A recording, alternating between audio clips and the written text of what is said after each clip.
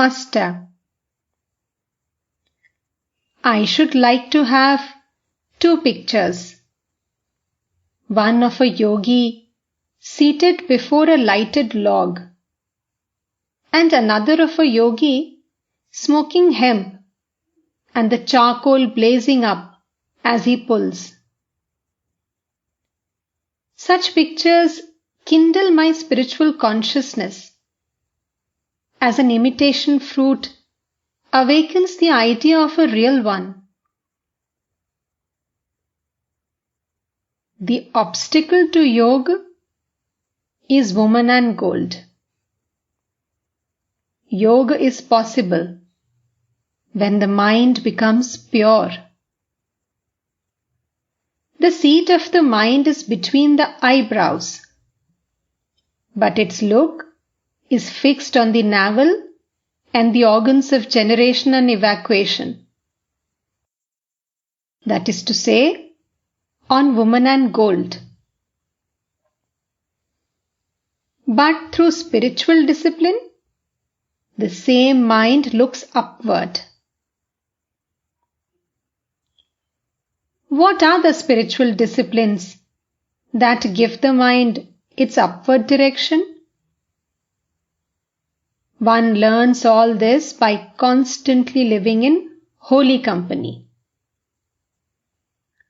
The rishis of olden times lived either in solitude or in the company of holy persons.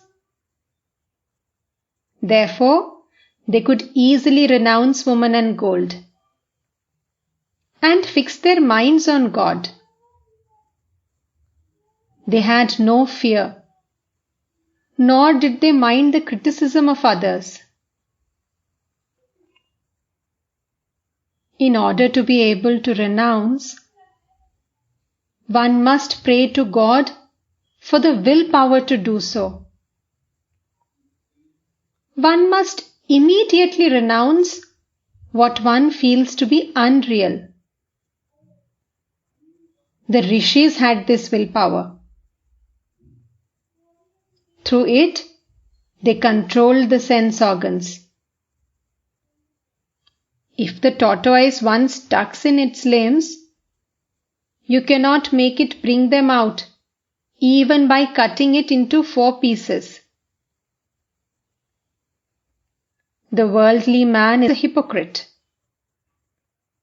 He cannot be guileless. He professes to love God, but he is attracted by worldly objects. He doesn't give God even a very small part of the love he feels for woman and gold. But he says that he loves God. To Moni Malik, give up hypocrisy. Moni, regarding whom? God or man? Master, regarding everything, man as well as God. One must not be a hypocrite.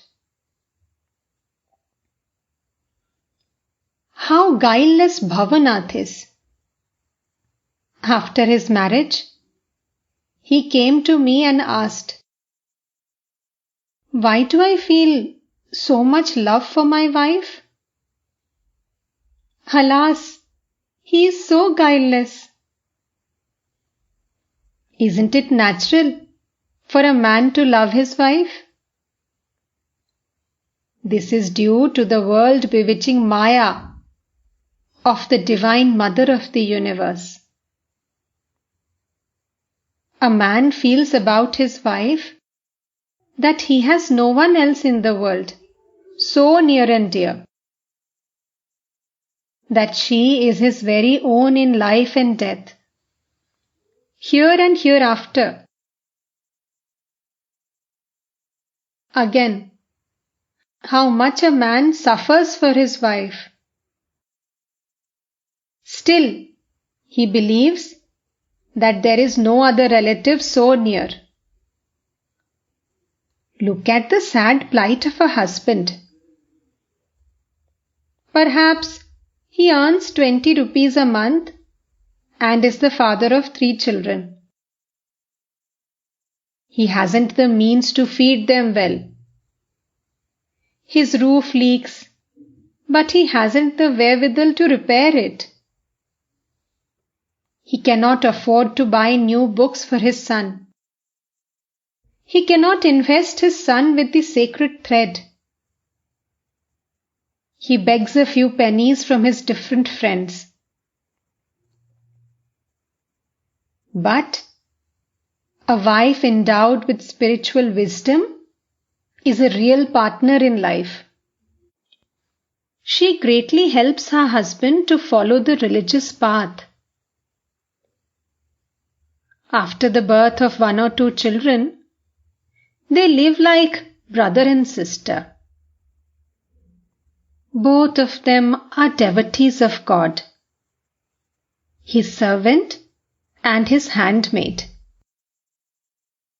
Their family is a spiritual family. They are always happy with God and His devotees.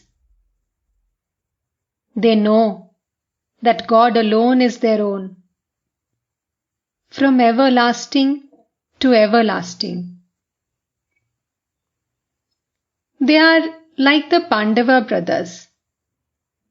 They do not forget God in happiness or in sorrow.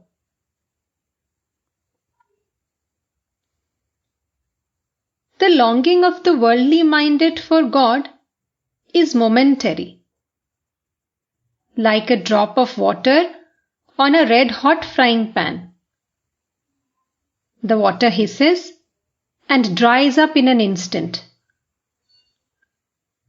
The attention of the worldly minded is directed to the enjoyment of worldly pleasure. Therefore, they do not feel yearning and restlessness for God.